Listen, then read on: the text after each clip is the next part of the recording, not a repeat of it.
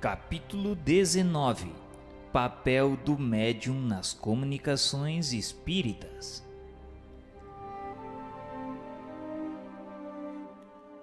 O médium, no momento em que exerce sua faculdade, está em um estado perfeitamente normal?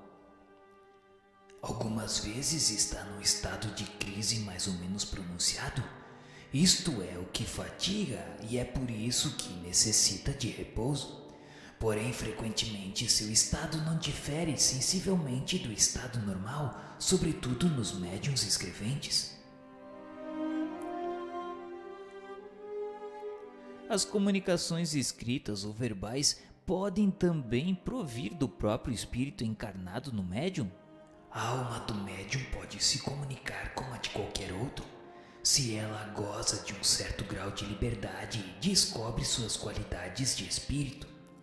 Disso tendes a prova nas almas das pessoas vivas que vêm vos visitar e se comunicar convosco pela escrita, frequentemente sem que as chameis.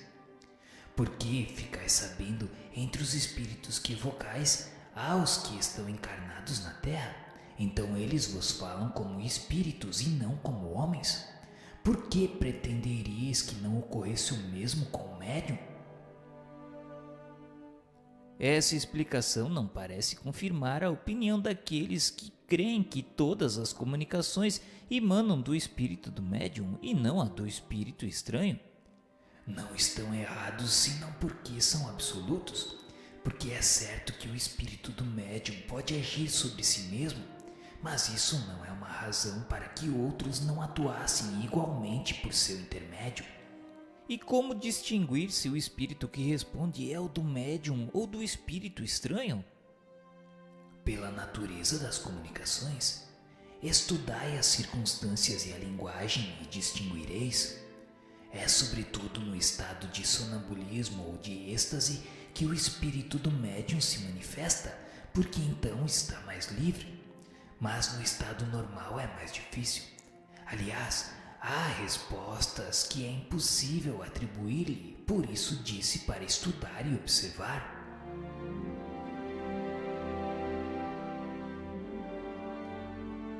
Nota: quando uma pessoa nos fala, nós distinguimos facilmente o que vem dela ou o que não é senão o eco.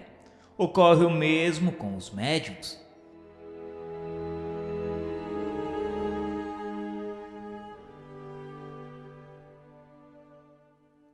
Uma vez que o espírito do médium pôde adquirir em existências anteriores os conhecimentos que esquece sob seu envoltório corporal, mas dos quais se lembra como espírito, não pode tirar do seu próprio fundo as ideias que parecem ultrapassar a capacidade de sua instrução?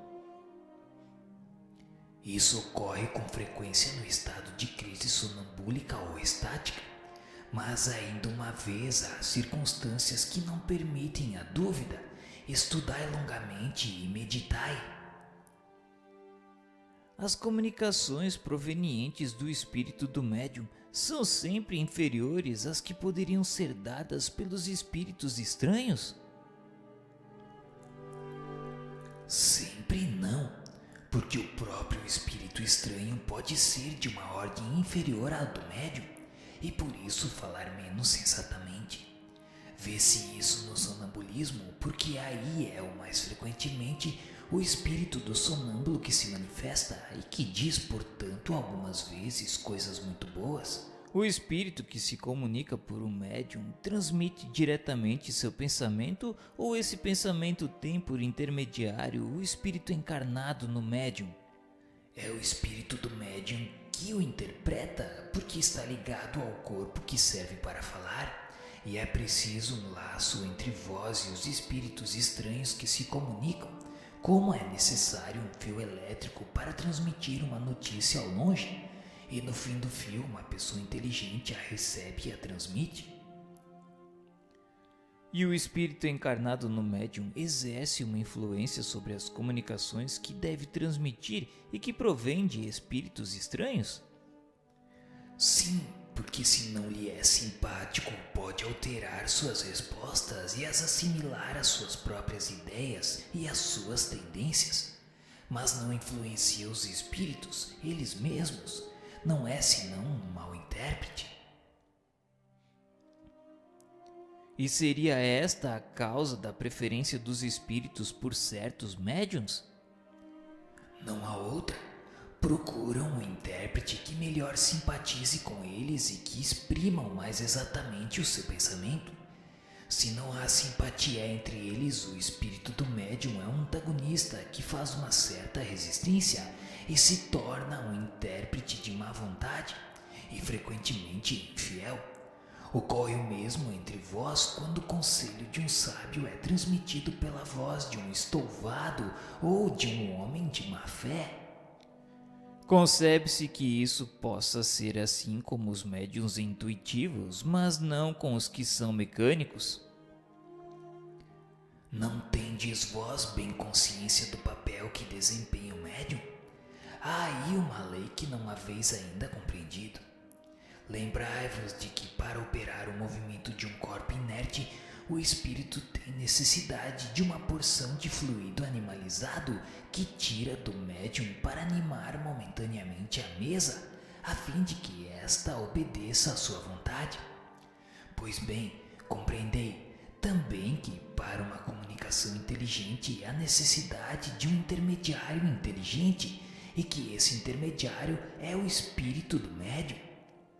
Isso não parece aplicável ao que se chama de mesas falantes, porque quando os objetos inertes como as mesas, pranchetas e cestas dão respostas inteligentes, parece que o espírito do médium aí não está para nada. Isto é um erro. O espírito pode dar ao corpo inerte uma vida factícia momentânea, mas não inteligência. Jamais um corpo inerte foi inteligente.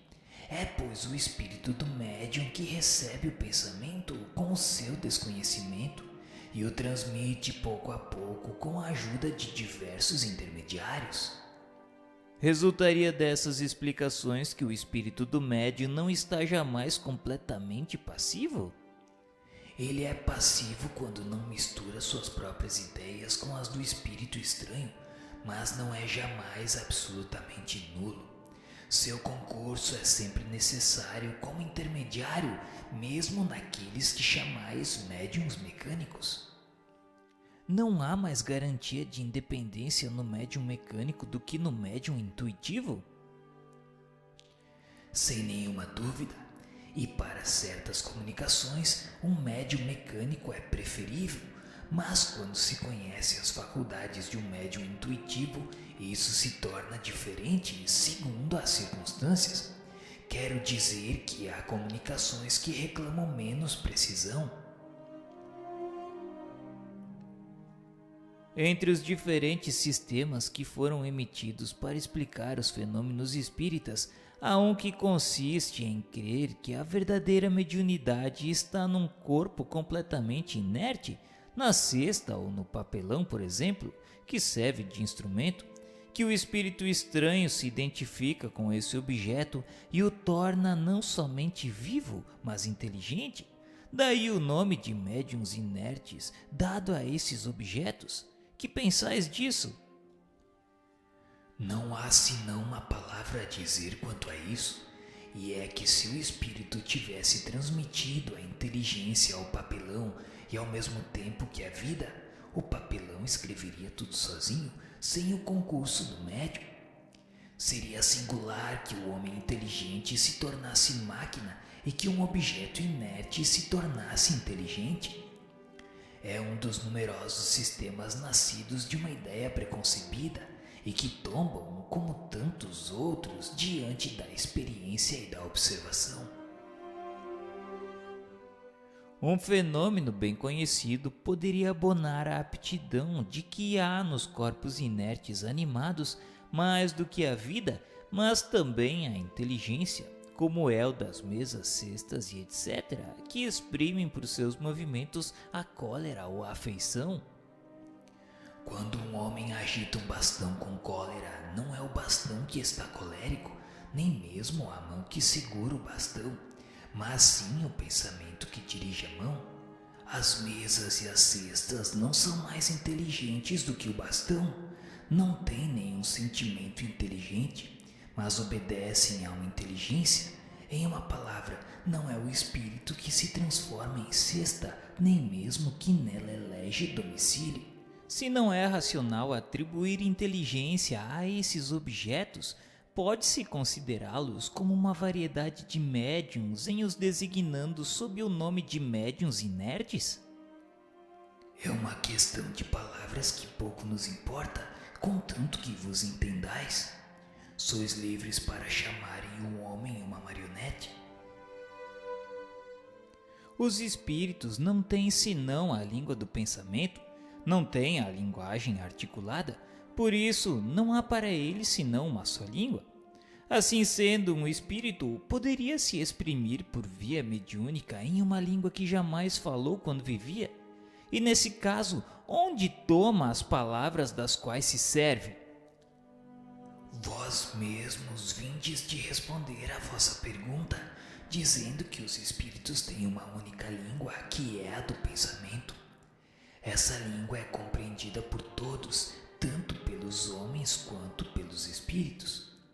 O espírito errante, em se dirigindo ao espírito encarnado do médium, não lhe fala nem francês nem inglês, mas a língua universal, que é a do pensamento.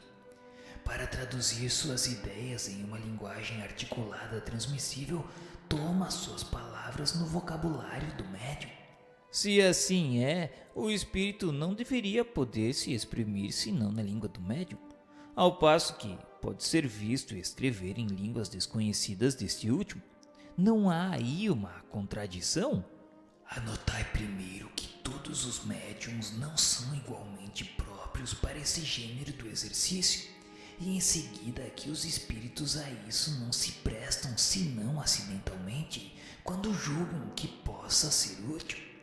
Mas para as comunicações usuais e de uma certa extensão, preferem se servir de uma língua familiar ao médium, porque ela lhe apresenta menos dificuldades materiais a vencer.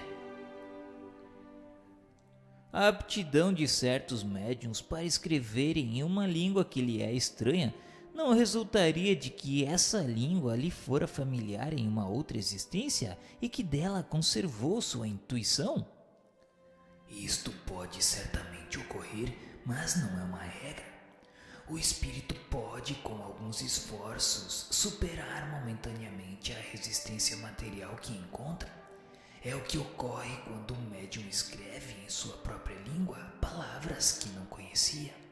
Uma pessoa que não soubesse escrever poderia escrever como médium? Sim, mas se concebe que há aí ainda uma grande dificuldade mecânica a vencer, a mão não tendo o hábito do movimento necessário para formar as letras. Ocorre o mesmo com os médiuns desenhistas que não sabem desenhar. Um médium muito pouco inteligente poderia transmitir comunicações de uma ordem elevada? Sim, pela mesma razão que um médium pode escrever em uma língua que não conhece. A mediunidade propriamente dita é independente da inteligência, assim como das qualidades morais, e na falta de um melhor instrumento, o espírito pode se servir daquele que tem sob a mão, mas é natural que para as comunicações de uma certa ordem ele prefira um médium que lhe ofereça menos obstáculos materiais. De resto, uma outra consideração: o idiota frequentemente não é idiota senão pela imperfeição dos seus órgãos, mas seu espírito pode ser mais avançado do que credes. Disso tendes a prova por certas evocações de idiotas, vivos ou mortos.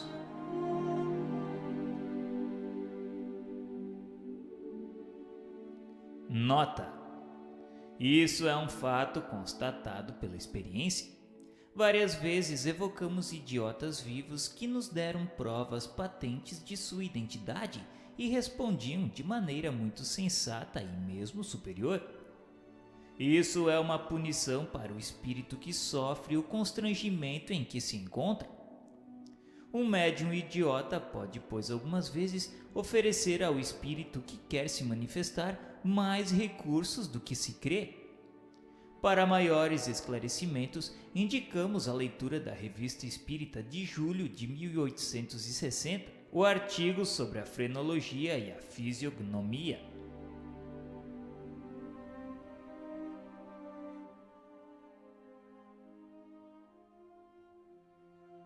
De onde provém a aptidão de certos médiuns para escreverem em versos, não obstante sua ignorância quanto à poesia? A poesia é uma linguagem. Podem escrever em versos como podem escrever em uma língua que não conhecem. De resto, podem ter sido poetas em uma outra existência. E como vos disse, os conhecimentos adquiridos não são jamais perdidos pelo espírito, que deve alcançar a perfeição em todas as coisas. Então, o que conheceram lhes dá, sem que o saibam, uma facilidade que não tem no estado normal. Ocorre o mesmo com aqueles médiuns, não obstante sua ignorância quanto à música e à pintura, que têm uma aptidão especial para o desenho e a música? Exatamente. O desenho e a música são também maneiras de expressar o pensamento. Os espíritos se servem dos instrumentos que lhes ofereçam maior facilidade. A expressão do pensamento pela poesia, pelo desenho ou pela música depende unicamente da aptidão especial do médium ou a do espírito que se comunica?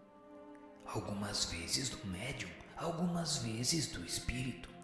Os espíritos superiores têm todas as aptidões, os espíritos inferiores têm conhecimentos limitados. Porque o homem que tem um talento transcendente em uma existência não o tem em uma outra seguinte? Não ocorre sempre assim, porque frequentemente ele aperfeiçoa em uma existência o que começou em uma precedente. Mas pode ocorrer que uma faculdade transcendente adormeça durante um certo tempo, para com isso deixar uma outra mais livre para se desenvolver.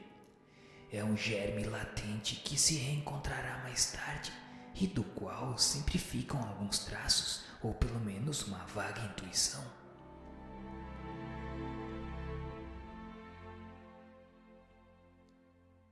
O espírito estranho compreende sem dúvida todas as línguas, uma vez que as línguas são a expressão do pensamento e que o espírito compreende pelo pensamento. Mas para manifestar esse pensamento é preciso um instrumento, e esse instrumento é o médium. A alma do médium que recebe a comunicação estranha não pode transmiti-la senão pelos órgãos do seu corpo. Ora, esses órgãos não podem ter para uma língua desconhecida a flexibilidade que tem para aquela que lhe é familiar. Um médium que não sabe senão o francês poderá acidentalmente dar uma resposta em inglês, por exemplo, se o espírito deseja fazê-lo. Mas os espíritos que já acham a linguagem humana muito lenta em relação à rapidez do pensamento, uma vez que a abreviam quanto podem, se impacientam com a resistência mecânica que experimentam. Eis porque não o fazem sempre. É também a razão pela qual o médium novato, que escreve penosamente e com lentidão, mesmo em sua própria língua, em geral não obtém senão respostas breves e sem desenvolvimento. Também os espíritos recomendam não fazer por seu intermédio senão perguntas simples. Para as perguntas de uma alta categoria, é preciso um médium formado que não ofereça nenhuma resistência mecânica ao espírito. Não tomaríamos para nosso leitor um escolar que soletre. Um bom obreiro não gosta de servir-se de más ferramentas. Acrescentemos uma outra consideração de grande gravidade no que concerne às línguas estrangeiras. As tentativas desse gênero são sempre feitas com um objetivo de curiosidade e de experimentação. Ora, nada é mais antipático aos espíritos do que as provas às quais se tenta submetê-los. Os espíritos superiores jamais se prestam para isso e se afastam desde que se vê entrar nesse caminho. Tanto como se comprazem com as coisas úteis e sérias, tanto repugnam se ocupar com as coisas fúteis e sem objetivo. Dirão os incrédulos para nos convencer, e esse objetivo é útil, uma vez que pode ganhar adeptos para a causa dos espíritos. A isso os espíritos respondem: nossa causa não necessita daqueles que têm bastante orgulho para se crerem indispensáveis. Chamamos a nós aqueles que queremos e, frequentemente, esses são os menores e os mais humildes. Jesus fez os milagres que lhe pediram os escribas. E de quais homens se serviu para revolucionar o mundo? Se quereis nos convencer, tendes outros meios além da força. Primeiro começais por vos submeter. Não é normal que o escolar imponha sua vontade ao mestre. Disso resulta que, salvo algumas exceções, o médium exprime o pensamento dos espíritos pelos meios mecânicos que estão à sua disposição, e que a expressão desse pensamento pode e deve mesmo, mais frequentemente, se ressentir da imperfeição desses meios. Assim, o homem inculto, o camponês, poderá dizer as mais belas coisas, exprimir os pensamentos os mais elevados, os mais filosóficos, falando como um camponês. Porque, como se sabe, para os espíritos o pensamento domina tudo. Isso responde à objeção de certos críticos a respeito das incorreções de estilo e de ortografia que se podem vir a censurar nos espíritos e que podem provir do médium tão bem quanto do espírito. A futilidade em se prender em semelhantes coisas. Não é menos pueril interessar-se em reproduzir essas incorreções com uma minuciosa exatidão, como vimos fazê-lo algumas vezes. Pode-se, pois, corrigi-las sem nenhum escrúpulo, a menos que não seja um tipo característico do espírito que se comunica, em cujo caso é útil conservá-las como prova de identidade. Assim é, por exemplo, que vimos um espírito escrever constantemente Julie sem S, falando a seu neto, porque quando vivo escrevia dessa maneira, e embora o neto, que servia de médium, soubesse escrever perfeitamente seu nome. A dissertação seguinte, dada espontaneamente por um espírito superior que se revelou por comunicações de ordem a mais elevada, resume da maneira mais clara e mais completa a questão do papel dos médiuns. Qualquer que seja a natureza dos médiuns escreventes, sejam mecânicos, semimecânicos ou simplesmente intuitivos, nosso procedimento de comunicação com eles não varia essencialmente. Com efeito, nos comunicamos com os próprios espíritos encarnados, como com os espíritos propriamente ditos, unicamente pela irradiação do nosso pensamento. Nossos pensamentos não têm necessidade das vestes da palavra para serem compreendidos pelos espíritos, e todos os espíritos percebem o pensamento que desejamos lhe comunicar. Só pelo fato de que dirigimos nosso pensamento até eles, e isso em razão das suas faculdades intelectuais. Quer dizer que tal pensamento pode ser compreendido por tais e tais, segundo seu adiantamento, ao passo que entre tais outros, esse pensamento não revela nenhuma lembrança, nenhum conhecimento no fundo do seu coração ou do cérebro, não lhes é perceptível. Nesse caso, o espírito encarnado, que nos serve de médium, está mais apropriado para transmitir o nosso pensamento para os outros encarnados, se bem que não compreenda que um espírito desencarnado e pouco avançado não poderia fazê-lo se estivéssemos forçados a recorrer à sua intermediação, porque o ser terrestre coloca seu corpo como instrumento à nossa disposição, o que o espírito errante não pode fazer. Assim, quando encontramos no médium o cérebro enriquecido de conhecimentos adquiridos em sua vida atual, e o seu espírito rico de conhecimentos anteriores latentes próprios para facilitar nossas comunicações, dele nos servimos de preferência, porque com ele o fenômeno da comunicação nos é muito mais fácil do que com um médium cuja inteligência fosse limitada e cujos conhecimentos anteriores fossem insuficientes. Vamos nos fazer compreender por algumas explicações claras e precisas. Com um médium cuja inteligência atual ou anterior se encontra desenvolvida, nosso pensamento se comunica instantaneamente de espírito para espírito, por uma faculdade própria da essência do próprio espírito. Nesse caso, encontramos no cérebro do médium os elementos próprios para darem ao nosso pensamento a vestimenta de palavra correspondente a esse pensamento. E isso, embora seja o médium intuitivo, semimecânico ou mecânico puro. Por isso, qualquer que seja a diversidade dos espíritos que se comuniquem por um médium, os ditados obtidos por ele, inteiramente procedentes de espíritos diversos, levam um selo de forma e de cor pessoal desse médium.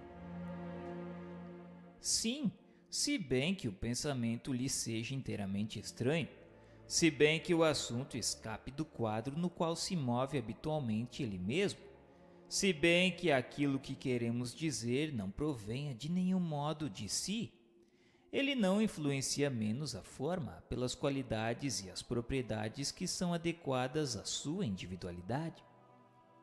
É absolutamente como quando olhais diferentes pontos de vista com óculos coloridos, verdes, brancos ou azuis. Se bem que os pontos de vista ou objetos olhados sejam inteiramente opostos e inteiramente independentes uns dos outros, não deixam de afetar uma tinta que provém da cor dos óculos. Ou melhor, comparemos os médiuns a esses frascos de líquidos coloridos e transparentes que se veem na vitrine de laboratórios farmacêuticos. Pois bem, nós somos como as luzes que clareiam certos pontos de vistas morais, filosóficos e internos, através de médiuns azuis, verdes ou vermelhos, de tal sorte que nossos raios luminosos, obrigados a passar através de vidros mais ou menos bem talhados, mais ou menos transparentes, quer dizer, por médiuns mais ou menos inteligentes, não chegam sobre os objetos que desejamos iluminar, senão tomando a tinta, ou melhor, a forma própria e particular desses médiuns. Enfim, para terminar por uma última comparação, nós, espíritos, somos como os compositores de músicas que compusemos ou queremos improvisar uma música e não temos à mão senão um piano ou um violino, ou uma flauta ou um baixo, ou uma gaita barata. É incontestável que com o piano, a flauta ou o violino nós executaremos nosso trecho de maneira bem compreensível para os nossos ouvintes, se bem que os sons provenientes do piano, do baixo ou da clarineta sejam essencialmente diferentes uns dos outros. Nossa composição não deixará de ser identificada a mesma, salvo os matizes dos sons. Mas se não temos à nossa disposição senão uma gaita barata ou um funil de água, aí está para nós a dificuldade. Com efeito, quando somos obrigados a nos servir de médiuns pouco avançados, nosso trabalho se torna bem mais longo, bem mais penoso, porque somos obrigados a recorrer a formas incompletas, o que nos é uma complicação, porque então somos forçados a decompor nossos pensamentos e de proceder palavra por palavra, letra por letra, o que é um aborrecimento e uma fadiga para nós e um entrave real à prontidão e ao desenvolvimento de nossas manifestações. Por isso ficamos felizes ao encontrarmos médiuns bem apropriados, bem aparelhados, munidos de materiais prontos para funcionar, bons instrumentos em uma palavra, porque então nosso perispírito, agindo sobre o perispírito daquele que medianimizamos, não tem mais que impulsionar a mão que nos serve de porta-caneta ou porta-lápis. Enquanto que, com médiuns insuficientes, somos obrigados a fazer um trabalho análogo ao que fazemos quando nos comunicamos por pancadas, quer dizer, designando letra por letra, palavra por palavra, cada uma das frases que formam a tradução dos pensamentos que queremos comunicar. Por essas razões, nos dirigimos de preferência às classes esclarecidas e instruídas para a divulgação do espiritismo e o desenvolvimento das faculdades medianímicas escreventes, se bem que seja entre essas classes que se encontram os indivíduos, os mais incrédulos, os mais rebeldes e os mais imorais. É que da mesma forma que deixamos hoje aos espíritos zombeteiros e pouco avançados o exercício das comunicações tangíveis, de pancadas e de transportes, igualmente os homens pouco sérios entre vós preferem a visão dos fenômenos que atingem seus olhos e seus ouvidos aos fenômenos que puramente espirituais, puramente psicológicos. Quando queremos proceder por ditados espontâneos, agimos sobre o cérebro, sobre os arquivos do médium e juntamos nossos materiais com os elementos que ele nos fornece, e isso com seu inteiro desconhecimento. É como se tomássemos de seu bolso as somas que pode aí ter e dispuséssemos as diferentes moedas segundo a ordem que nos parecesse a mais útil. Mas quando o próprio médium quer nos interrogar de tal ou tal modo, é bom que reflita seriamente a fim de nos perguntar de um modo metódico, facilitando assim nosso trabalho de resposta. Porque, como vos foi dito em uma precedente instrução, vosso cérebro está frequentemente em uma desordem inextricável, e nos é bastante penoso e difícil nos movermos no labirinto dos vossos pensamentos. Quando as perguntas devem ser feitas por terceiros, é bom e é útil que a série de perguntas seja comunicada antecipadamente ao médium, para que este se identifique com o espírito do evocador e dele se impregne, por assim dizer. Porque então nós mesmos temos bem mais facilidade para responder pela afinidade que existe entre nosso perispírito e o do médium que nos serve de intérprete. Certamente podemos falar de matemáticas por meio de um médium a quem estas lhe parecem inteiramente estranhas, mas frequentemente o espírito desse médium possui esse conhecimento em estado latente, quer dizer, peculiar ao ser fluídico e não ao ser encarnado, porque seu corpo atual é um instrumento rebelde ou contrário a esse conhecimento. Ocorre o mesmo com a astronomia, a poesia, a medicina e as línguas diversas, assim como com todos os outros conhecimentos próprios à espécie humana. Enfim, temos ainda o meio de elaboração penoso em uso com os médiuns completamente estranhos ao assunto tratado, reunindo as letras e as palavras como em tipografia. Como dissemos, os espíritos não têm necessidade de revestir seu pensamento, percebem e comunicam os pensamentos só pelo fato de que existem neles. Os seres corporais, ao contrário, não podem perceber o pensamento se não revestido, enquanto a letra, a palavra, o substantivo, o verbo, a frase numa palavra vos são necessários para perceber mesmo mentalmente. Nenhuma forma visível ou tangível nos é necessária. Nota: esta análise do papel dos médiuns e dos procedimentos com a ajuda dos quais os espíritos se comunicam é tão clara como lógica. Dela decorre como princípio que o espírito toma não suas ideias, mas os materiais necessários para exprimi-las no cérebro do médium. E que quanto mais esse cérebro é rico em materiais, mais a comunicação é fácil. Quando o espírito se exprime na língua familiar ao médium, encontra nele as palavras prontas para revestir a ideia. Se numa língua que lhe é estranha não encontra as palavras, mas simplesmente as letras, por isso o espírito é obrigado a ditar, por assim dizer, letra por letra, exatamente como se quiséssemos fazer escrever em alemão aquele que não sabe nenhuma palavra. Se o médium não sabe nem ler nem escrever, ele não possui nem mesmo as letras. É preciso, pois, conduzir-lhe a mão igual ao escolar. E aí está uma dificuldade material ainda maior a vencer. Esses fenômenos são, pois, possíveis, e se tem deles numerosos exemplos. Mas se compreende que esta maneira de proceder se ajusta pouco com a extensão e a rapidez das comunicações, e que os espíritos devem preferir os instrumentos os mais fáceis, ou como eles dizem, os médiuns bem aparelhados em seu ponto de vista. Se aqueles que pedem esses fenômenos como os meios de convicção tivessem antes estudado a teoria, saberiam em que condições excepcionais eles se produzem.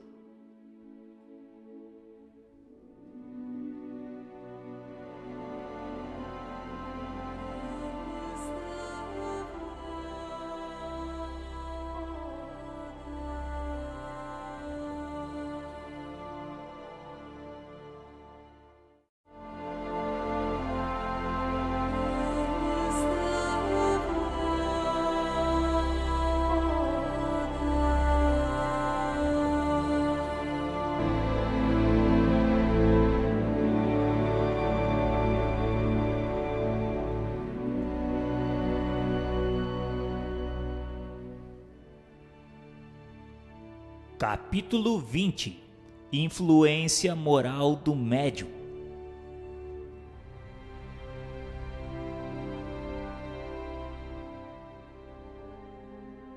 O desenvolvimento da mediunidade está em razão do desenvolvimento moral do médium? Não, a faculdade propriamente dita relaciona-se com o organismo, é independente do moral. Não ocorre o mesmo com seu uso, que pode ser mais ou menos bom segundo as qualidades do médium. Sempre foi dito que a mediunidade é um dom de Deus, uma graça, um favor. Por que, pois, não é privilégio dos homens de bem e por que se vêem pessoas indignas que delas são dotadas no mais alto grau e que dela fazem mau uso?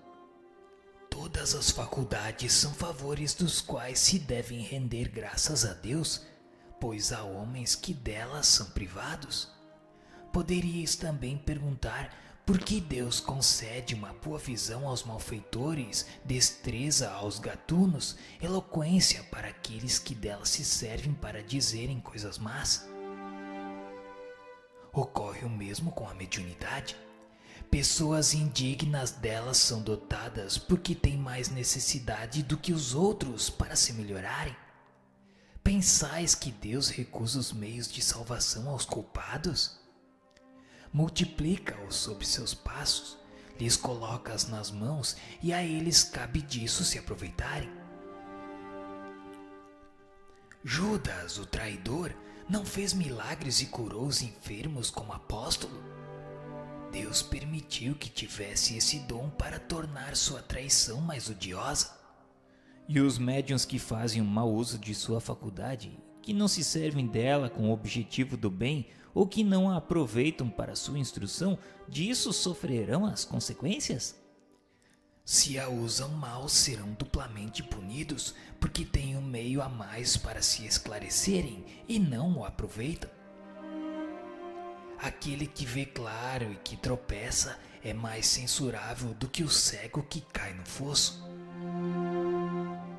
Há médiuns aos quais são feitas espontaneamente e quase constantemente comunicações sobre o mesmo assunto, sobre certas questões morais, por exemplo, sobre certas faltas determinadas. Isso tem uma finalidade? Sim, e essa finalidade é a de esclarecê-los sobre um assunto frequentemente repetido ou corrigi-los de certos defeitos.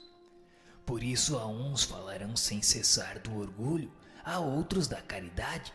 Não é senão a saciedade que pode lhes abrir os olhos.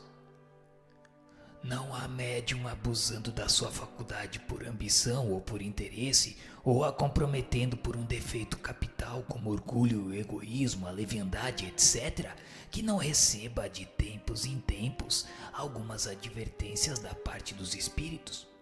O mal é que, na maior parte do tempo, não tomam isso para si. Nota: os espíritos empregam frequentemente cautela em suas lições, dando-as de um modo indireto, para deixar mais mérito àquele que sabe aplicá-las e delas se aproveitar. Mas a cegueira e o orgulho são tais em certas pessoas que não se reconhecem no quadro que se lhe coloca sob os olhos. Bem mais, se o espírito lhes dá a entender que é delas que se trata, elas se irritam e tratam o espírito de mentiroso ou gracejador. Isso prova que o espírito tinha razão.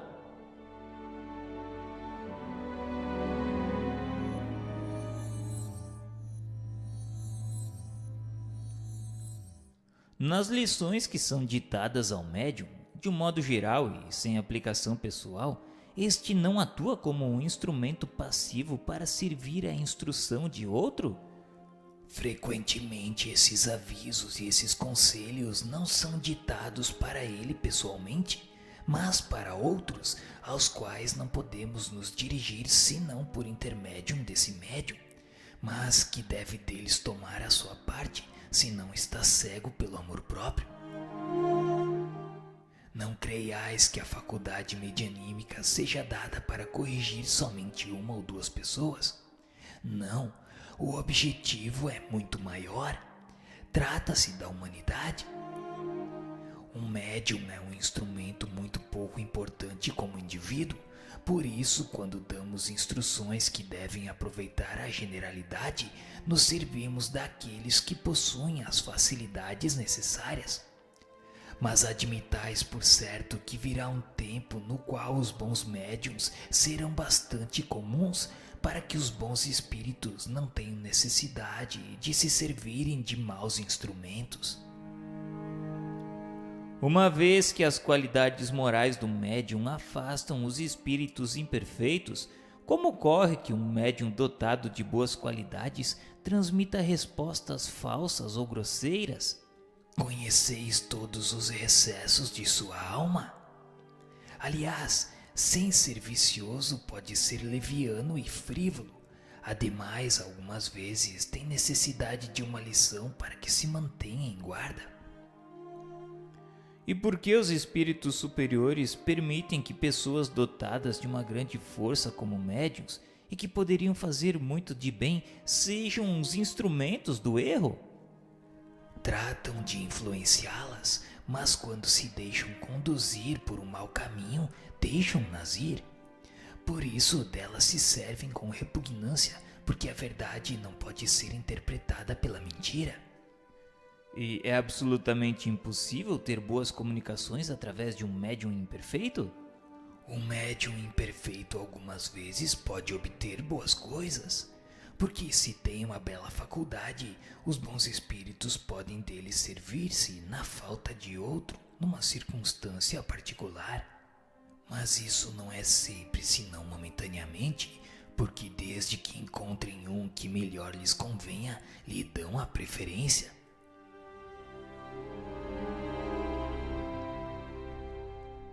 Nota: há de se observar que quando os bons espíritos julgam que um médium cessa de ser bem assistido e se torna, pelas suas imperfeições, a presa dos espíritos enganadores, provocam quase sempre circunstâncias que revelam suas manias, e afastam as pessoas sérias e bem-intencionadas de cuja boa-fé poderia ser abusada. Neste caso, quaisquer que sejam as suas faculdades, nada têm a lamentar.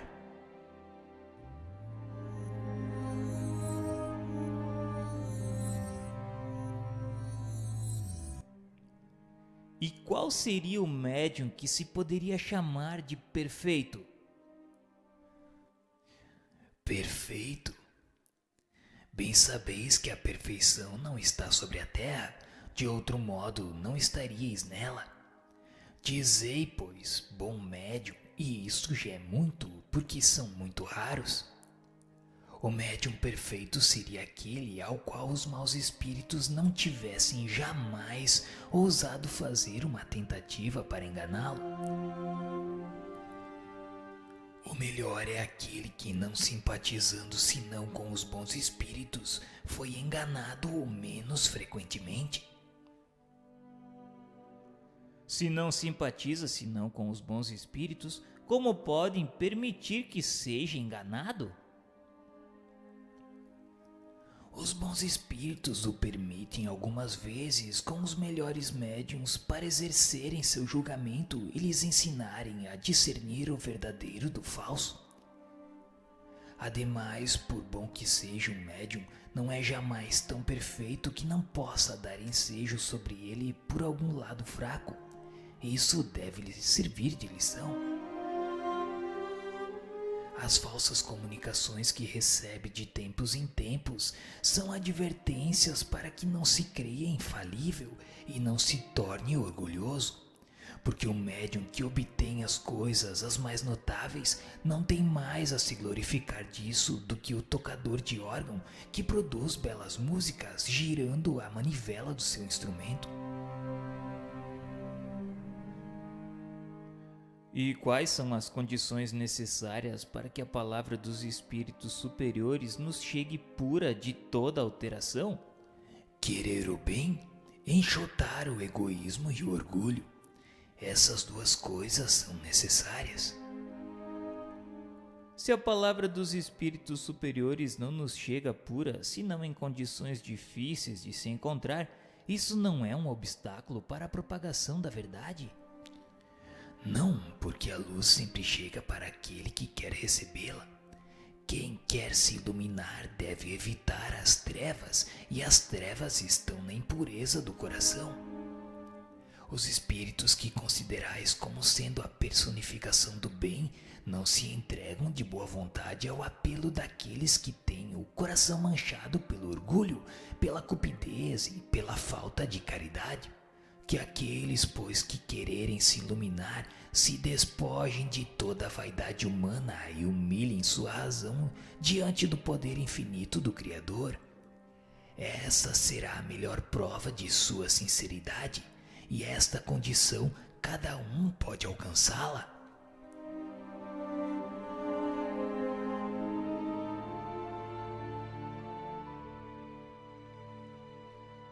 Se o médium, do ponto de vista da execução, não é senão um instrumento, exerce sobre o aspecto moral uma influência muito grande. Uma vez que, para se comunicar, o espírito estranho se identifica com o espírito do médium, essa identificação não pode ocorrer senão quando há simpatia entre eles, e se assim pode dizer, uma afinidade. A alma exerce sobre o espírito estranho uma espécie de atração ou de repulsão, segundo o grau de sua semelhança ou dissemelhança. Ora, os bons têm afinidades com os bons e os maus têm afinidade com os maus. De onde se segue que as qualidades morais do médium têm uma influência capital sobre a natureza dos espíritos que se comunicam por seu intermédio. Se ele é vicioso, os espíritos inferiores vêm se agrupar ao seu redor e estão sempre prontos para tomarem a lugar dos bons espíritos que se evocaram. As qualidades que atraem de preferência os bons espíritos são a bondade, a benevolência, a simplicidade do coração, o amor ao próximo, o desprendimento das coisas materiais. Os defeitos que os afastam são o orgulho, o egoísmo, a inveja, o ciúme, o ódio, a cupidez, a sensualidade e todas as paixões pelas quais o homem se prende à matéria.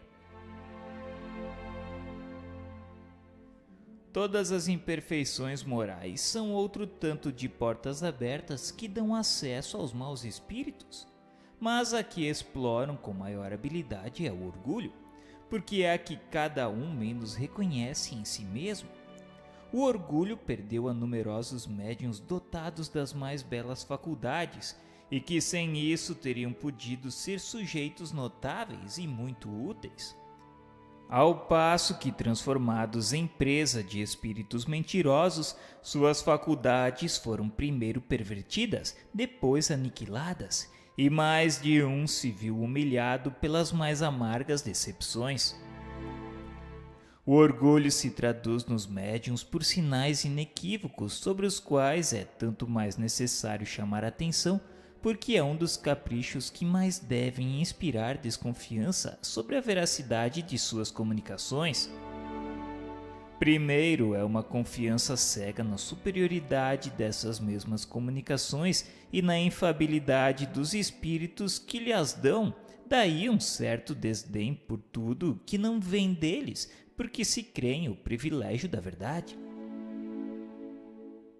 O prestígio dos grandes nomes com os quais os espíritos se adornam, que são tidos como protetores, lhes ofusca, e como seu amor próprio sofreria em confessar que são vítimas, recusam toda espécie de conselhos, evitam mesmo e se afastam dos amigos que poderiam lhes abrir os olhos. Se têm a condescendência de escutá-los, não levam em nenhuma conta seus avisos, porque duvidar da superioridade de seu espírito é quase uma profanação. Melindram-se com a menor contradição, com uma simples observação crítica, e algumas vezes chegam até odiar as próprias pessoas que lhes fizeram favores. Graças a esse isolamento provocado pelos espíritos que não querem ter contraditores, estes estão em contradição favorável para entretê-los em suas ilusões, e desse modo os fazem facilmente tomar os maiores absurdos por coisas sublimes. Assim, a confiança absoluta na superioridade do que obtém, desprezo daquilo que não vem deles, importância refletida atribuída aos grandes nomes, recusa de conselhos, tomar a mal toda crítica, distanciamento daqueles que podem dar avisos desinteressados, crença na sua habilidade, malgrado sua falta de experiência. Tais são os caracteres dos médiuns orgulhosos. É preciso convir também que o orgulho frequentemente é estimulado no médium por aqueles que o cercam. Se tem faculdades um pouco transcendentais, é procurado e louvado, crê-se indispensável e logo toma ares de suficiência e de desdém quando presta seu concurso. Mais de uma vez nos lamentamos pelos elogios que demos a certos médiuns com o objetivo de encorajá-los. Ao lado disso, mostraremos o quadro do médium verdadeiramente bom, aquele em que se pode ter confiança. Suponhamos primeiro uma facilidade de execução bastante grande para permitir aos espíritos se comunicarem livremente e sem entraves por alguma dificuldade material.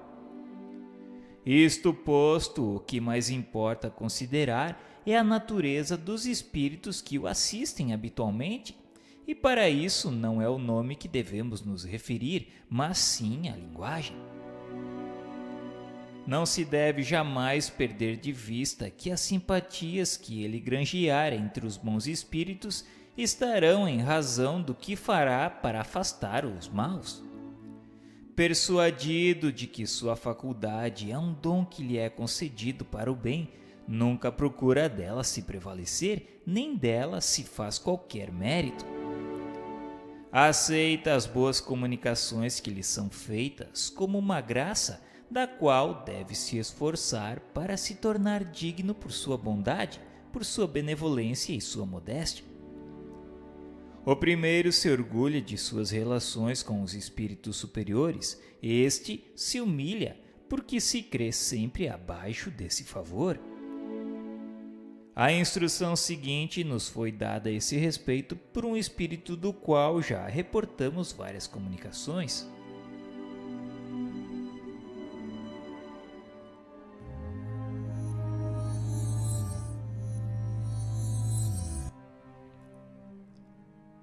Já dissemos, os médiuns, enquanto médiuns, não têm senão uma influência secundária nas comunicações dos espíritos. Sua tarefa é de uma máquina elétrica que transmite os despachos telegráficos de um ponto distante a outro ponto distante da Terra. Assim, quando queremos ditar uma comunicação, agimos sobre o médium como o empregado do telégrafo sob seu aparelho. Quer dizer, do mesmo modo que o tac-tac do telégrafo desenha a milhares de léguas sobre uma tira de papel os sinais reprodutores do despacho, do mesmo modo nos comunicamos através das distâncias incomensuráveis que separam o mundo visível do mundo invisível, o mundo imaterial do mundo encarnado, o que queremos ensinar por intermédio do aparelho medianímico. Mas também do mesmo modo que as influências atmosféricas atuam e perturbam frequentemente as transmissões do telégrafo elétrico, a influência moral do médium atua e perturba algumas vezes a transmissão dos nossos despachos de além-túmulo, porque somos obrigados a fazê-los passar por um meio que lhes é contrário. Entretanto, mais frequentemente, essa influência é anulada por nossa energia e nossa vontade, e nenhum ato perturbador se manifesta. Com efeito, os ditados de uma alta importância filosófica, as comunicações de uma perfeita moralidade, são transmitidas algumas vezes por médiuns pouco próprios a esses ensinamentos superiores. Ao passo que, por outro lado, as comunicações pouco edificantes chegam também algumas vezes por médiuns envergonhados de lhes terem servido de intérpretes. Em tese geral, pode-se afirmar que os espíritos semelhantes chamam os espíritos semelhantes e que raramente os espíritos das Pleiades elevadas se comunicam por aparelhos maus condutores, quando têm à mão bons aparelhos medianímicos, bons médiuns, numa palavra.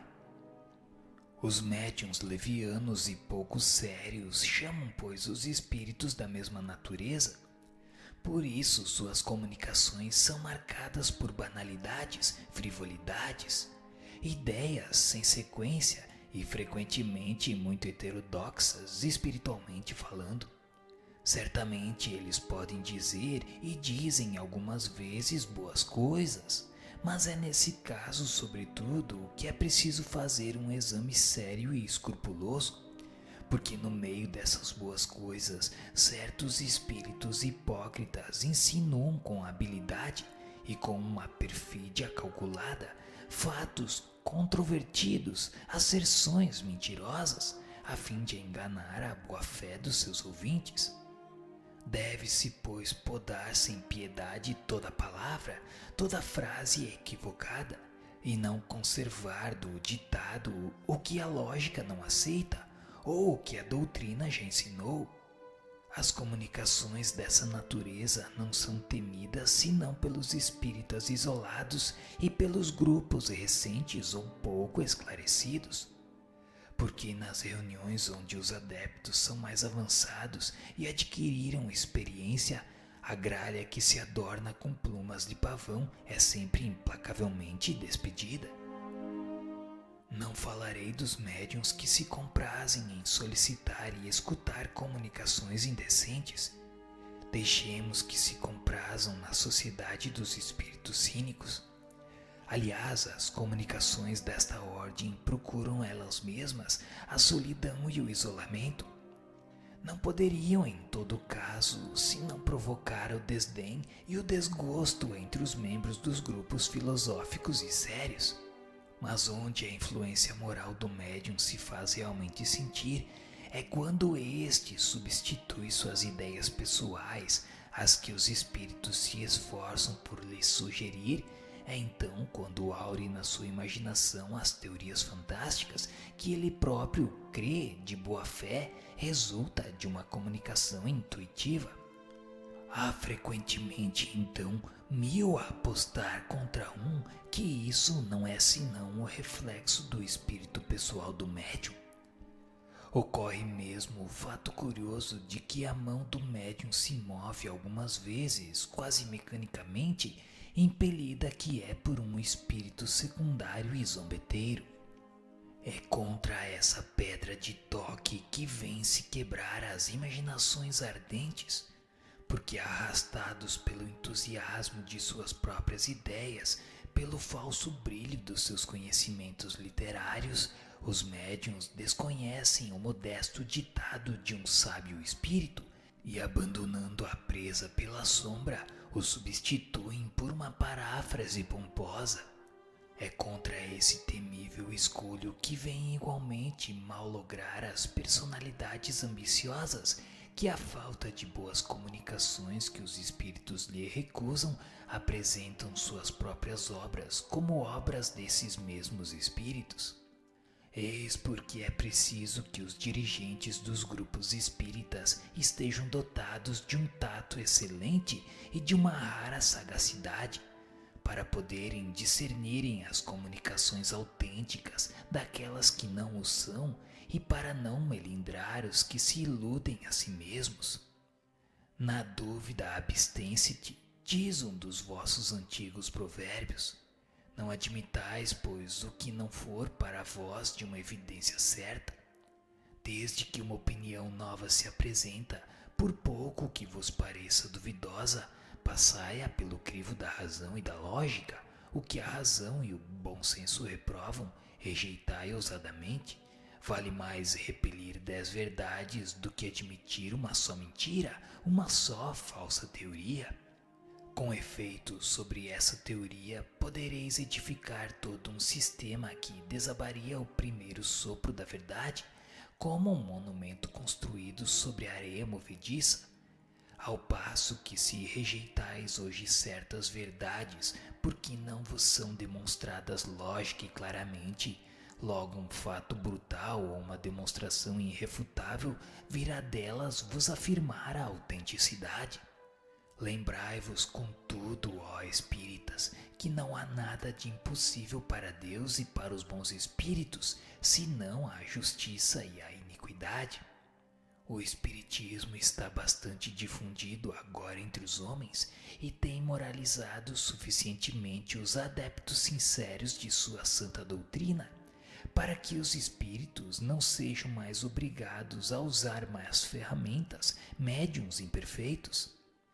Se, pois, agora um médium qualquer que seja, por sua conduta ou seus hábitos, por seu orgulho ou por sua falta de amor e de caridade, dá um legítimo motivo de suspeita, repeli suas comunicações, porque há uma serpente escondida na erva. Eis minha conclusão sobre a influência moral dos médiuns.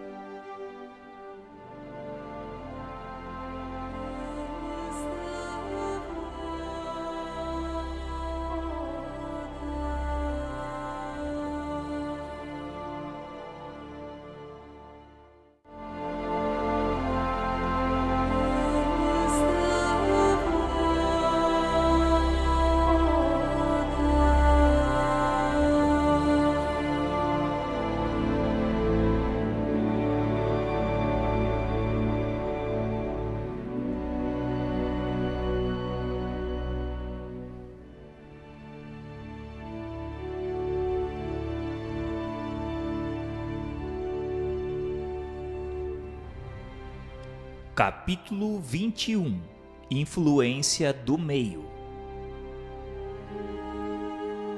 O meio no qual se encontra o médium exerce alguma influência sobre as manifestações?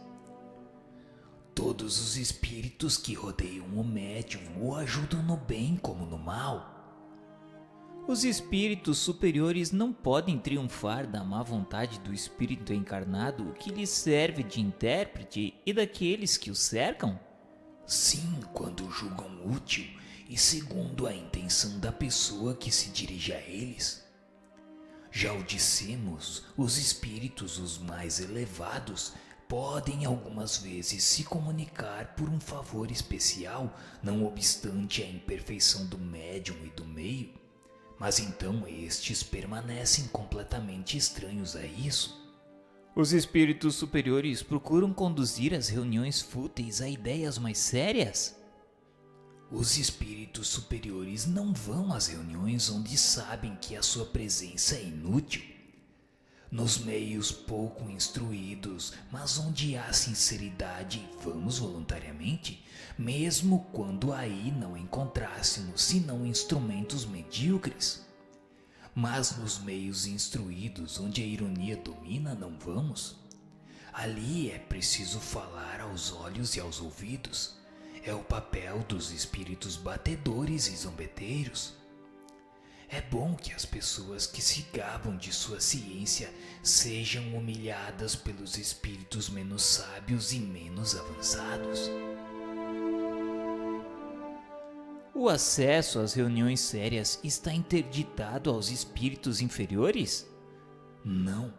Algumas vezes aí ficam a fim de aproveitarem os ensinamentos que vos são dados, mas se calam como estouvados em assembleias de sábios.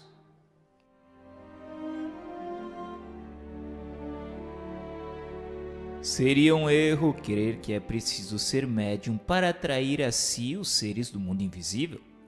O espaço deles está povoado. Temo-los sem cessar ao nosso redor, ao nosso lado.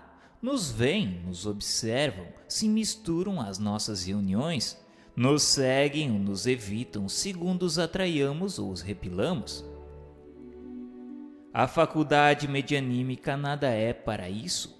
Não é senão um meio de comunicação. Depois do que vimos sobre causas de simpatia e de antipatias dos espíritos, compreender-se-á facilmente que devemos estar cercados daqueles que têm afinidade pelo nosso próprio espírito, segundo seja elevado ou degradado. Consideremos agora o estado moral do nosso globo e se compreenderá qual é o gênero de espíritos que deve dominar entre os espíritos errantes. Se tomarmos cada povo em particular, poderemos julgar pelo caráter dominante dos habitantes, por suas preocupações, seus sentimentos mais ou menos morais e humanitários, as ordens de espíritos que aí, de preferência, com eles se unem. Partindo desse princípio, suponhamos uma reunião de homens levianos, inconsequentes, ocupados com seus prazeres. Quais seriam os espíritos que aí se encontrariam de preferência? Não serão seguramente os espíritos superiores, do mesmo modo que os nossos sábios e os nossos filósofos não iriam aí passar seu tempo. Assim, todas as vezes que os homens se reúnem, têm consigo uma assembleia oculta que simpatiza com as suas qualidades ou com os seus caprichos. E isso, abstração feita de todo pensamento de evocação. Admitamos agora que tenham a possibilidade de se comunicar com os seres do mundo invisível por um intérprete, quer dizer, por um médium. Quais serão os que irão responder ao seu apelo? Evidentemente serão aqueles que aí estão prontos e que não procuram senão uma ocasião para se comunicarem. Se em uma assembleia fútil se chama um espírito superior, ele poderá vir e mesmo fazer ouvir algumas palavras razoáveis, como um bom pastor vem ao meio de suas ovelhas desgarradas. Mas do momento em que não se vê nem compreendido e nem escutado, ele se vai, como faríeis vós mesmos em seu lugar, e os outros têm sua liberdade de ação. Não basta sempre que uma assembleia seja séria para ter comunicações de uma ordem elevada. Há pessoas que não riem jamais e cujo coração por isso não é mais puro. Ora, é o coração, sobretudo, que atrai os bons espíritos. Nenhuma condição moral exclui as comunicações espíritas. Os que, porém, estão em más condições, esses conversam com os que lhes são semelhantes, que não hesitam em nos enganar e frequentemente lisonjeiam nossos preconceitos. Vê-se por aí a enorme influência do meio sobre a natureza das manifestações inteligentes, mas essa influência não se exerce como pretenderam algumas pessoas, então, quando não se conhecia ainda o mundo dos espíritos como se conhece hoje, e antes que experiências mais concludentes viessem esclarecer as dúvidas. Quando as comunicações concordam com a opinião dos assistentes, não é porque essa opinião se reflete no espírito do médium como num espelho. É porque tendes convosco espíritos que vos são simpáticos para o bem como para o mal, e que são muitos em vosso ponto de vista. E o que o prova é que, se tendes a força para atrair a vós outros espíritos além daqueles que vos cercam, esse médium vai ter para vós uma linguagem toda diferente e vos dizer as coisas mais distantes dos vossos pensamentos e das vossas convicções. Em resumo, as condições do meio serão tanto melhores quanto haja mais homogeneidade para o bem, mais sentimentos puros e elevados, mais desejo sincero de se instruir sem ideias preconcebidas.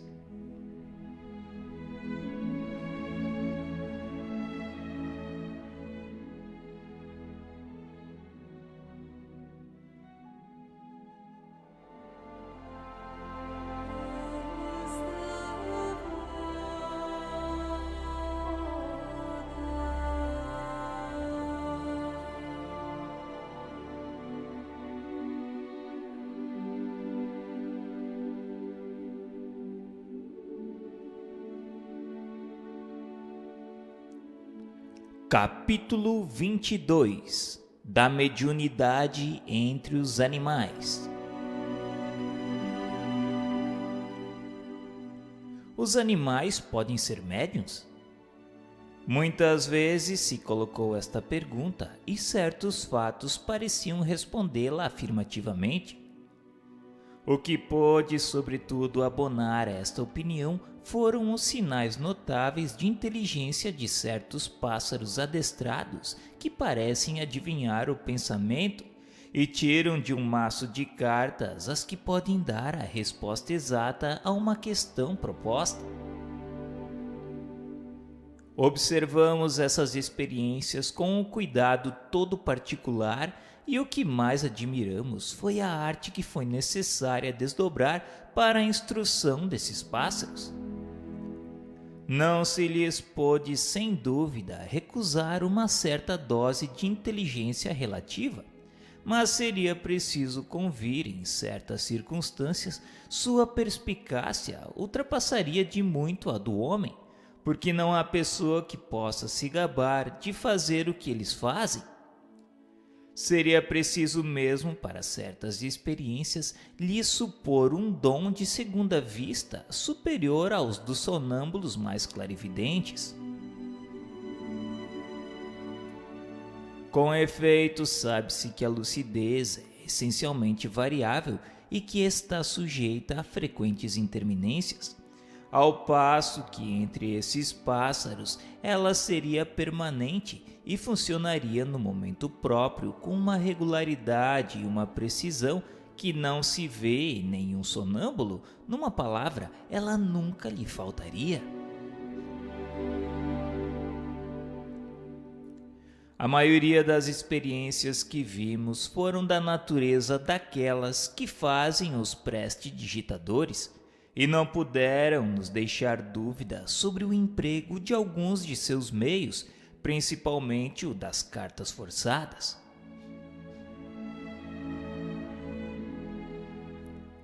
A arte da prestidigitação consiste em dissimular esses meios sem o que o efeito não teria encanto. O fenômeno, mesmo reduzido a essa proporção, não é menos interessante e lhe resta sempre para admirar o talento do instrutor, como também a inteligência do aluno, porque a dificuldade a vencer é bem maior da que se o pássaro não agisse senão em virtude de suas próprias faculdades. Ora, levar este a fazer coisas que superam o limite do possível para a inteligência humana está provado só por isso o emprego de um procedimento secreto. E há, aliás, um fato constante, e é que esses pássaros não chegam a esse grau de habilidade senão ao fim de um certo tempo e com a ajuda de sons particulares e perseverantes, o que não seria necessário se sua inteligência fizesse sozinha os encargos. Não é mais extraordinário dirigi-los para tirar as cartas do que habituá-los a repetirem músicas ou palavras. Ocorreu o mesmo quando a prestidigitação quis imitar a segunda vista. Levava-se o sujeito ao extremo para que a ilusão fosse de longa duração. Desde a primeira vez que assistimos a uma sessão desse gênero, nela não vimos senão uma imitação muito imperfeita do sonambulismo, revelando a ignorância das condições mais essenciais dessa faculdade. Seja como for em relação às experiências acima, a questão principal não ficou menos intacta em relação a um outro ponto de vista, porque do mesmo modo que a imitação do sonambulismo não impede a faculdade de existir, a imitação da mediunidade por meio de pássaros não provou nada contra a possibilidade de uma faculdade análoga entre eles ou entre outros animais. Trata-se de saber, pois, se os animais são aptos, como os homens, para servirem de intermediários aos espíritos para suas comunicações inteligentes. Parece mesmo bastante lógico supor que um ser vivo, dotado de uma certa dose de inteligência, seja mais apropriado para esse efeito do que um corpo inerte, sem vitalidade, como uma mesa, por exemplo. Não obstante, não é isso que ocorre. A questão da mediunidade dos animais se acha completamente resolvida na dissertação seguinte, dada por um espírito, da qual se podem apreciar a profundidade e a sagacidade pelas citações que já tivemos ocasião de fazer. Para bem compreender o valor de sua demonstração, é essencial reportar-se à explicação que deu do papel do médium nas comunicações e que reproduzimos acima. Esta comunicação foi dada em seguida a uma discussão que teve lugar a esse respeito na Sociedade Parisiense de Estudos Espíritas.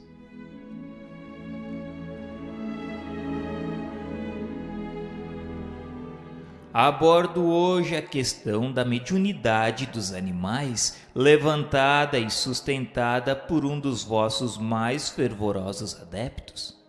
Pretende ele, em virtude dessa máxima, quem pode o mais, pode o menos, que nós podemos medianimizar os pássaros e os outros animais e deles nos servimos em nossas comunicações com a espécie humana. É o que chamais em filosofia, ou antes em lógica, pura e simplesmente um sofisma. Vós animais, disse ele, a matéria inerte, quer dizer, uma mesa, uma cadeira, um piano, a fortiori deveis animar a matéria já animada, e notadamente os pássaros. Pois bem, no estado normal do espiritismo, isso não se passa, isso não pode ser. Primeiro, convenhamos bem acerca dos nossos fatos. O que é um médium? É o ser, é o indivíduo que serve de traço de união aos espíritos para que estes possam se comunicar com facilidade com os homens, espíritos encarnados. Por conseguinte, sem médium, nada de comunicações tangíveis, mentais, escritas, físicas, nem de qualquer espécie que seja. Há um princípio que, estou seguro, é admitido por todos os espíritas. É que os semelhantes agem com seus semelhantes e como seus semelhantes. Ora, quais são os semelhantes dos espíritos, senão os espíritos encarnados ou não? É preciso vos repetir sem cessar? Pois bem, eu vos repetirei ainda. Vosso perispírito e o nosso são hauridos no mesmo meio, são de uma natureza idêntica, são semelhantes, numa palavra. Possui uma propriedade de assimilação mais ou menos desenvolvida, de imantação mais ou menos vigorosa, que nos permitem, espíritos e encarnados, nos colocarmos muito pronta e muito facilmente em relação. Enfim, o que é peculiar aos médiuns, o que é da essência mesma de sua individualidade, é uma afinidade especial e, ao mesmo tempo, uma força de expansão particular que anula neles toda a refratariedade e estabelece entre eles e nós uma espécie de corrente, uma espécie de fusão que facilita nossas comunicações. De resto, é essa refratariedade da matéria que se opõe ao desenvolvimento da mediunidade na maioria daqueles que não são médiuns. Os homens são sempre levados a tudo enxergar. Uns, e não falo aqui dos materialistas, recusam uma alma aos animais, e outros lhes querem dar uma, por assim dizer, semelhante à nossa. Por que querer assim confundir o perfectível com o imperfectível? Não estejais convencidos. O fogo que anima as bestas, o sopro que as faz agir, mover e falar em sua linguagem, não tem, quanto ao presente, nenhuma aptidão para se misturar, se unir, fundir com o sopro divino, a alma etérea, o espírito, em uma palavra que anima o ser essencialmente perfectível, o homem, esse rei da criação. Ora, o que faz a superioridade da espécie humana sobre as outras espécies terrestres não é essa condição essencial de perfectibilidade? Pois bem, reconhecei, pois, que não se pode assimilar ao homem, o único perfectível em si mesmo e em suas obras, nenhum indivíduo de outras raças vivas sobre a terra. O cão que pela sua inteligência superior entre os animais se tornou o amigo e o comensal do homem é perfectível por si mesmo e por sua iniciativa pessoal? Ninguém ousaria sustentá-lo, porque o cão não faz progredir o cão. E aquele dentre eles que é o melhor adestrado é sempre adestrado por seu mestre. Desde que o mundo é mundo, a lontra constrói sempre seu abrigo sobre as águas, segundo as mesmas proporções e seguindo uma regra invariável. Os rouxinóis e as andorinhas não construíram jamais seus ninhos de modo diferente do que seus pais o fizeram. Um ninho de pardais antes do dilúvio como um ninho de pardais da época moderna é sempre um ninho de pardais edificado nas mesmas condições e com o mesmo sistema de entrelaçamento de fibras de ervas e resíduos recolhidos na primavera, na época dos amores. As abelhas e as formigas, essas pequenas repúblicas caseiras, jamais variaram seus hábitos de abastecimento, seu comportamento, seus costumes, suas produções. Enfim, a aranha tece sempre a teia do mesmo modo. De outro lado, se procurais as cabanas de folhagens e as tendas das primeiras idades da terra, encontrareis em seu lugar os palácios e os castelos da civilização moderna. Às vestes de peles brutas se sucederam os tecidos de ouro e de seda. Enfim, a cada passo encontrareis a prova dessa marcha incessante da humanidade em direção ao progresso. Desse progresso constante, invencível, irrecusável da espécie humana, e desse estacionamento indefinido das outras espécies animadas, conclui comigo que se existem princípios comuns aos que vive e ao que se move sobre a terra, o sopro e a matéria não é menos verdade que só vós, espíritos encarnados, estáis submetidos a essa inevitável lei do progresso que vos impele fatalmente para diante e sempre para diante. Deus colocou os animais ao vosso lado como auxiliares para vos alimentar, vos vestir, vos secundar. Deu-lhes uma certa dose de inteligência, porque para vos ajudar precisariam compreender e proporcionou sua inteligência aos serviços que são chamados a fazer. Mas em sua sabedoria não quis que estivessem submetidos à mesma lei do progresso, tais como foram criados, tais ficaram e ficarão até a extinção de suas raças. Costuma-se dizer que os espíritos medianimizam e fazem mover a matéria inerte, as cadeiras, as mesas, os pianos. Fazem mover sim, mas medianimizam não, porque ainda uma vez sem médium, nenhum desses fenômenos podem produzir-se.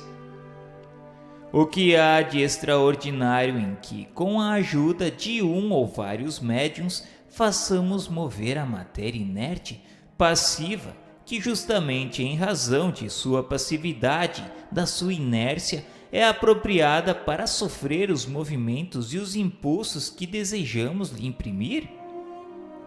Para isso temos necessidade de médiuns, é positivo, mas não é necessário que o médium esteja presente ou consciente, porque podemos agir com os elementos que nos fornece com seu desconhecimento e fora de sua presença, sobretudo nos fatos de tangibilidade e de transportes.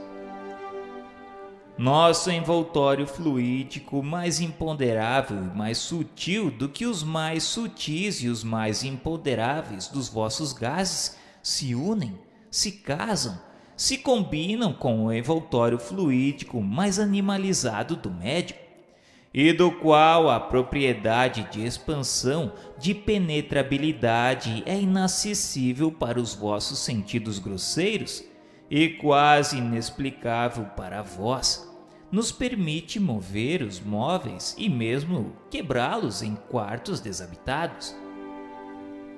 Certamente os espíritos podem se tornar visíveis e tangíveis para os animais, e frequentemente tal medo súbito que os toma e que não vos parece motivado é causado pela visão de um ou de vários desses espíritos mal intencionados para com os indivíduos presentes, ou para com eles a quem pertencem esses animais.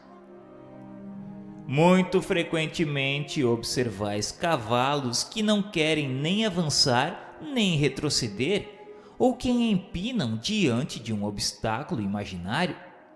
Pois bem, tende por certo que o obstáculo imaginário frequentemente é um espírito ou grupo de espíritos que se comprazem em lhes impedir de avançar. Lembrai-vos da mula de Balaão, que vendo um anjo diante de si e temendo sua espada flamejante, se obstinava em não se mover. É que antes de manifestar visivelmente a Balaão, o anjo quis se tornar visível só para o animal. Mas repito, não medianimizamos diretamente nem os animais, nem a matéria inerte. Precisamos sempre do concurso consciente ou inconsciente de um médium humano, porque precisamos da união de fluidos similares, o que não encontramos nem nos animais, nem na matéria bruta. O Sr. T, disse ele, magnetizou seu cão. Aqui chegou. Ele o matou porque esse infeliz animal morreu depois de cair numa espécie de atonia, de languidez, consequente de sua magnetização.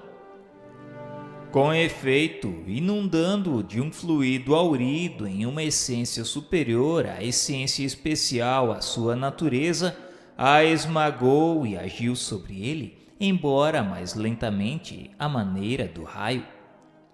Portanto, como não há nenhuma assimilação possível entre o nosso perispírito e o envoltório fluídico dos animais propriamente ditos, nós os esmagaríamos instantaneamente se os medianimizássemos. Isto estabelecido, reconheço perfeitamente que entre os animais existem aptidões diversas, que certos sentimentos, certas paixões idênticas às paixões e aos sentimentos humanos se desenvolvem neles, que são sensíveis e reconhecidos, vingativos e odientos, conforme se haja bem ou mal para com eles.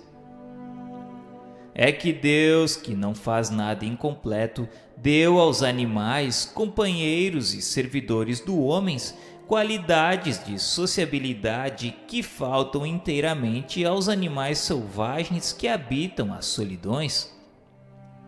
Mas daí o poder servir de intermediário para a transmissão do pensamento dos espíritos a um abismo à diferença das naturezas. Sabeis que tomamos ao cérebro do médium os elementos necessários para dar ao nosso pensamento uma forma sensível e compreensível para vós. É com a ajuda dos materiais que possui que o médium traduz nosso pensamento na linguagem vulgar. Pois bem, que elementos encontraríamos no cérebro de um animal? Há palavras, nomes, letras, sinais qualquer similares àqueles que existem entre os homens, mesmo os menos inteligentes. Entretanto, direis, os animais compreendem o pensamento do homem. Adivinham-no mesmo? Sim, os animais adestrados compreendem certos pensamentos, mas já os viste reproduzi-los? Não. Concluí, pois, que os animais não podem nos servir de intérpretes. Para me resumir, os fatos medianímicos não podem se manifestar sem o concurso consciente ou inconsciente de médiuns. Isso apenas entre os encarnados, espíritos como nós que podemos encontrar aqueles que nos sirvam de médiuns. Quanto ao adestramento dos cães, dos pássaros ou outros animais para fazer tais ou tais exercícios, é assunto vosso e não nosso.